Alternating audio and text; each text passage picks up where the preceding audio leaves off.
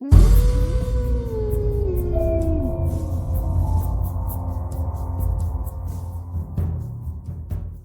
कहानी की लेखिका है विनीता मोहता। देर रात ठंड के मौसम में बारिश की जैसी आंधी चलने से मुकुल परेशान हो उठा। एक और रजनी को लेबर पेन और दूसरी ओर इतनी तेज तूफान। उसे समझ ही नहीं आ रहा था कि कैसे वो रजनी को हॉस्पिटल लेकर जाए। जैसे तैसे उसने कार निकाली, अपनी बाहों का सहारा लेकर रजनी को कार में बिठाया ही था और खुद ड्राइविंग सीट पर बैठकर कार चालू करी तो आंगन में लगा हुआ पीपल का पेड़ भड़बड़ा कर गिर गया। रजनी की शादी को 5 साल हो चुके थे। पति और पत्नी दोनों की मेडिकल रिपोर्ट नॉर्मल थी। उसके बावजूद भी रजनी को मां बनने का सुख नसीब नहीं हो रहा था। देखिए, आपकी सारी रिपोर्ट नॉर्मल है। कई बार मेंटल स्ट्रेस के कारण भी प्रेगनेंसी कंसीव करने में प्रॉब्लम होती है। खासकर वर्किंग कपल तो अक्सर इस परेशानी का सामना करते हैं। मेरा ये मानना है कि यदि आप सच में अपनी फैमिली को बढ़ाने के बारे में सोच रहे हैं तो आपको कुछ समय अपने मेंटल स्ट्रेस को छोड़ना होगा। आप लोग लंबी वेकेशन पर कहीं चले जाइए और मेरी माने तो रजनी जी, आप अभी अपनी जॉब से छुट्टी ले लीजिए, क्योंकि डिलीवरी के बाद भी आपके बच्चे को आपकी ज्यादा जरूरत होगी। डॉक्टर की सारी बातें सुनकर जब रजनी और मुकुल घर लौटे तो दोनों विचार कर रहे थे कि अब क्या किया जाए। रजनी, अगर तुम जॉब छोड़ दोगी तो हमारे घर की ईएमआई और बाकी सब खर्चों का क्या होगा? हमारे पास जो सेविंग्स है वो तो हमने आगे के लिए बचा रखी है। मुकुल, हम लोग ये सब क्यों कर रहे हैं? ताकि हमारे आने वाली पीढ़ी सुखी हो सके। यदि हम उस पीढ़ी का आनंद ही नहीं ले पाएंगे तो इन सब सारे सुखों का क्या मतलब? मैंने तो सोच लिया है, अगले 5 सालों के लिए तो मैं अपनी नौकरी से रिजाइन दे रही हूँ। बाद में देखा जाएगा क्या करना है। मैंने नेट पर सर्च किया है, तुम अपनी कंपनी के लिए पुणे ऑफिस के लिए अप्लाई कर देना। हफ्ते में 3 दिन तुम लोनावला में रहकर वर्क फ्रॉम होम कर सकते हो और बाकी 3 दिन पुणे रहकर अपना काम मैनेज कर लेना। अब कुछ समय के लिए हम लोग वहीं शिफ्ट हो जाएंगे। रजनी की बात मानकर मुकुल लोनावला शिफ्ट होने के लिए मान गया। लोनावला में एक छोटा सा फ्लैट किराए पर लेकर दोनों हस्बैंड वाइफ अपनी जिंदगी में आने वाली खुशियों का इंतजार करने लगे। रजनी के फ्लैट से थोड़ी सी दूर पर एक वीरान सा बंगला था। जब भी रजनी उस बंगले के सामने से निकलती उसे ऐसा लगता मानो बंगले से उसका कोई पुराना नाता हो। बंगले के चारों ओर बगीचा उस बंगले की खूबसूरती को और बढ़ा देता था। रजनी सोचने लगी कि काश इस घर में रह पाती। उसने मुकुल से उस बंगले के बारे में बात की तो मुकुल ने कहा, अरे बड़े बंगले में रहने का किराया भी ज्यादा होगा, अभी हम उसे अफोर्ड नहीं कर पाएंगे। मगर रजनी का मन तो उस बंगले में रहने का हो गया था। जब भी उस बंगले के सामने से निकलती तो उसे ऐसा लगता जैसे कोई उसे आवाज दे रहा है। एक दिन देर रात को जब वो वॉक कर रही थी तब उस बंगले के सामने अचानक वो ठोकर लगकर गिर गई। तभी सामने से एक बुजुर्ग आदमी आया और उसे उठाकर बोला, अरे ध्यान से बेटा, कहीं चोट तो नहीं लगी? अरे नहीं सर, मैं ठीक हूँ। वह बुजुर्ग रजनी को सहारा देकर उस बंगले के अंदर ले गया। रजनी के लिए तो ये मानो एक ख्वाब के पूरे होने के जैसा था। बंगला जितना बाहर से खूबसूरत था, अंदर से भी उतना ही सुंदर था। बंगले के अंदर जाकर रजनी ने मुकुल को फोन लगाया। बातों ही बातों में उसने बंगले के मालिक से वहाँ रहने का अपना मन का जिक्र किया। अरे वाह, आप इस बंगले में रहना चाहती हैं? मैं खुद इस बंगले के लिए किराएदार ढूंढ रहा था। किराएदार? लेकिन क्यों? क्योंकि मैं यहाँ नहीं रहता। रजनी और मिस्टर शाह बात कर रहे थे, तब तक मुकुल भी वहाँ आ गया। मुकुल, क्यों ना हम लोग ये बंगला किराए पर ले लें? रजनी, फिर वही बात, कैसे समझाऊं तुमको? यदि आप इस बंगले में रहना चाहते हैं तो आप रह सकते हैं, मुझे तो किराए पर देना है ताकि इसकी देखभाल हो सके। देखिए, हम इसका किराया नहीं दे पाएंगे। अरे जो किराया आप अभी अपने फ्लैट को दे रहे हैं वही मुझे इसके लिए भी मंजूर होगा। मिस्टर शाह की बात सुनकर तो रजनी के पैर जमीन पर नहीं टिक रहे थे। न जाने क्या आकर्षण था जो वो इस बंगले की ओर आकर्षित हुए जा रही थी। जैसे जैसे वो इस बंगले की चीजों को हाथ लगा रही थी उसका लगाव इस बंगले की ओर बढ़ता जा रहा था। अचानक उसे महसूस हुआ कि उसके पीछे से कोई साया निकला, मगर उसने अपनी खुशी में इस बात को इग्नोर कर दिया। रजनी और मुकुल दोनों इस बंगले में शिफ्ट हो गए। अब किसी को भी इस बंगले के बारे में बताता तो लोग इसे आश्चर्य से देखते, मानो उन्होंने दुनिया का 8वां अजूबा देख लिया हो। कुछ दिन तो अच्छी तरह बीते, मगर उसके बाद रजनी को अक्सर महसूस होता कि कोई एक लड़का उसके सपनों में आकर रोता है और अपनी मुक्ति की गुहार करता है। माँ, मुझे बचा लो, प्लीज बचा लो। लड़के के शरीर पर कई सारे चोट के निशान थे। घर पर भी उसे महसूस होता कि कोई हर वक्त उसके आसपास मौजूद रहता है। रजनी ने जब ये सपना मुकुल को सुनाया तो मुकुल ने कहा, खाली दिमाग बैठी रहती हो ना, इसलिए शायद तुम्हें इस तरह के सपने आ रहे हैं।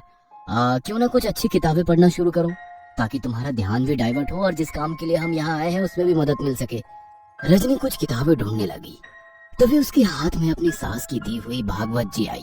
यही किताब ठीक रहेगी, क्योंकि मम्मी जी ने कहा था कि जीवन में कभी भी कोई परेशानी हो तो इस किताब में उसका हल जरूर मिल जाएगा। रजनी अब नियम से भागवत जी का पाठ करने लगी। 7 पाठ करने में उसे 7 दिन लगे। 7 दिन पूजा का जल उसने पीपल के पेड़ के नीचे विसर्जित किया। 7 दिन की पूजा खत्म होते ही उसे अपने भीतर एक हलचल महसूस होने लगी। डॉक्टर को दिखाया तो उसकी खुशी का ठिकाना नहीं था। रजनी माँ बनने वाली थी। अब तो मुकुल उसका और ज्यादा ध्यान रखता। वह लड़का जो अक्सर उसे परेशान नजर आता था, अब शांत भाव से उसकी ओर देखता था। रजनी के मन में उसके प्रति ममता का भाव जागृत हो गया। वह उसे अक्सर दुलारती रहती। मुकुल को समझ नहीं आ रहा था कि रजनी के बदले हुए व्यवहार के पीछे क्या वजह है। वह खुश था कि रजनी अपने जीवन की सबसे बड़ी खुशी पाकर खुश है। धीरे धीरे दिन बीत रहे थे। अब मुकुल के मम्मी पापा भी वहीं पर आकर रहने लगे। आखिर वह दिन आ ही गया जब रजनी को लेबर पेन शुरू हो गया। देर रात ठंड के मौसम में बारिश के जैसी आंधी चलने से मुकुल परेशान हो उठा। एक और रजनी को लेबर पेन और दूसरी ओर इतनी तेज तूफान। उसे समझ ही नहीं आ रहा था कि कैसे वो रजनी को हॉस्पिटल लेकर जाए। जैसे तैसे उसने कार निकाली। अपनी बाहों का सहारा देकर रजनी को कार में बैठाया ही था और खुद ड्राइविंग सीट पर बैठकर कार चालू करी तो आंगन में लगा हुआ पीपल का पेड़ भरभरा कर गिर गया। पीपल का पेड़ गिरने से जो अपशगुन हुआ उससे मुकुल की माँ का दिल घबरा गया। ये शुभ मौके पर इतना बड़ा अपशकुन कैसे हो गया? पीपल का पेड़ गिरना अच्छा नहीं होता। मेरा दिल घबरा रहा है। सब कुछ अच्छे से तो हो जाएगा ना? मुकुल भी अंदर से डरा हुआ था, मगर माँ को समझाते हुए बोला, माँ आप फिक्र मत करो, सब अच्छे से हो जाएगा। भगवान ने इतने दिनों के बाद हमें खुशी दी है तो वो इतना निष्ठुर नहीं होगा कि हमसे हमारी खुशियाँ छीने।